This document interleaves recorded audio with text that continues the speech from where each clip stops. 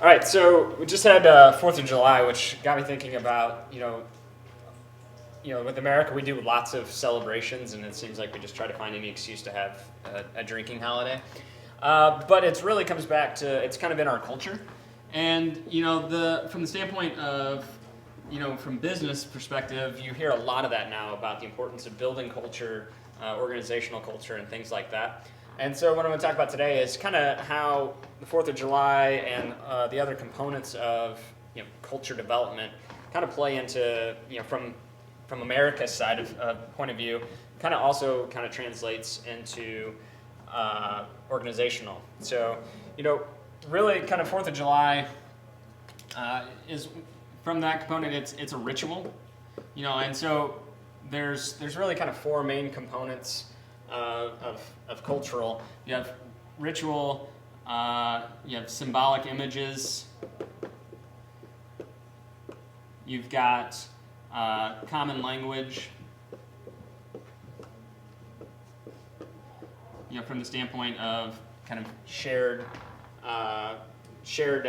words and languages and things like that. And from symbolic images, from America's standpoint, what are some symbolic images that you think of when you think of America? Flag. So yeah, you think of the flag, eagle, Statue of Liberty, things like that. They stand for something. What are some rituals? We've got 4th of July, Memorial Day, Thanksgiving, et cetera, et cetera. What about common language? What are some things that are kind of uniquely American when it comes to language? America? Freedom. Freedom. Revolution.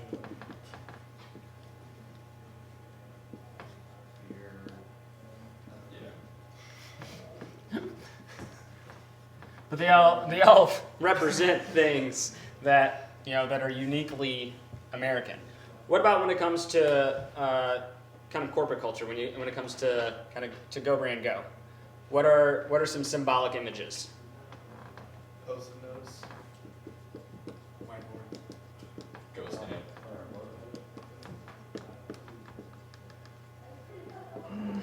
The word go in general. That's more. Okay. What about some rituals? This meeting right right here. here.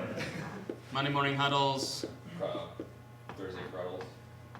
the team huddles, Quarterly retreats. quarterlies, annuals, et cetera, et cetera. What about some common language that is within goBRANDgo? Empower guys. Going down rabbit holes. Entrepreneur. Scope creep. Right, and then we've got and then we've got things like minimum viable, iteration, things like that. And so what's important is to make sure that you're aware of these things and then putting things in place to formulate them and to shape them and mold them, because realistically, culture is a lot like your personal health, that it's going on and it's developing whether or not you actively take part in shaping it or not. So if you choose not to focus on your health, that means you choose to have bad health. If you choose not to focus on building your culture, that means you're going to end up having a bad culture. Because these things are forming whether or not you do it intentionally or not.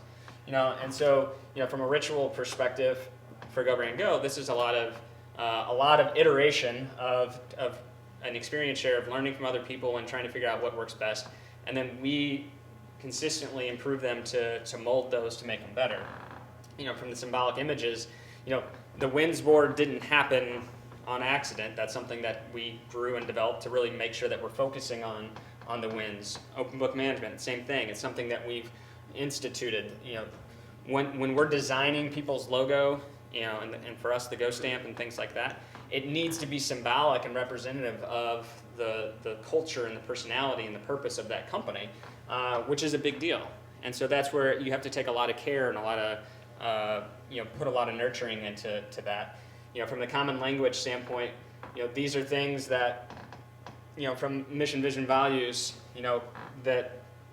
which is the fourth one that I forgot, which was beliefs and values.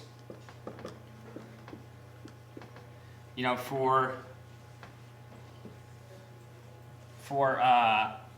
America, what are some common beliefs and values? Democracy.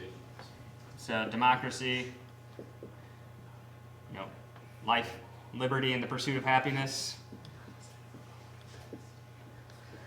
Things like that. For goBRANDgo, what's that for us? What are the common beliefs and values? Mission, vision, values. Right. So mission, vision, values. Entrepreneurship in general. And things like that we believe in, being the champion of the everyday entrepreneur. So, with the goNacular, with empowergizing, with mission, vision, values, iteration, that's why one of the things that, for Whiteboard Wisdom, this is a big piece for, developing that common language, that we can help define some of these words and really talk about what they mean in the daily activities of our work and understand what scope creep is and understand how to iterate, understand what a minimum viable is. And from the beliefs and values, this is something that you have to take a lot of time and a lot of effort to nurture those mission, vision, values and make sure that they're representative of what you believe, and then make sure that you get the right people that also are that. Not just that they believe that, but that they really are that to their truest core and at their essence. But once again, if you don't focus on these things and you don't develop these and you don't use them, then that's like not ever working out and eating poorly and not paying attention to those things. It may not affect you today, but 10, 15, 20 years from now, when you're in the hospital with your quadruple bypass, that's when it's going to take effect. The same thing happens with culture. It's not necessarily going to affect the day-to-day, from that perspective of what is going to happen today, but over time, it's going to take its toll. And that's why it's so important to continually focus on your culture in the same way that you have to continue to focus on your personal health. Because this isn't something that you build it and then it's done. It's something that has to be continually nurtured, has to be continually cared to, just like exercise, just like eating right.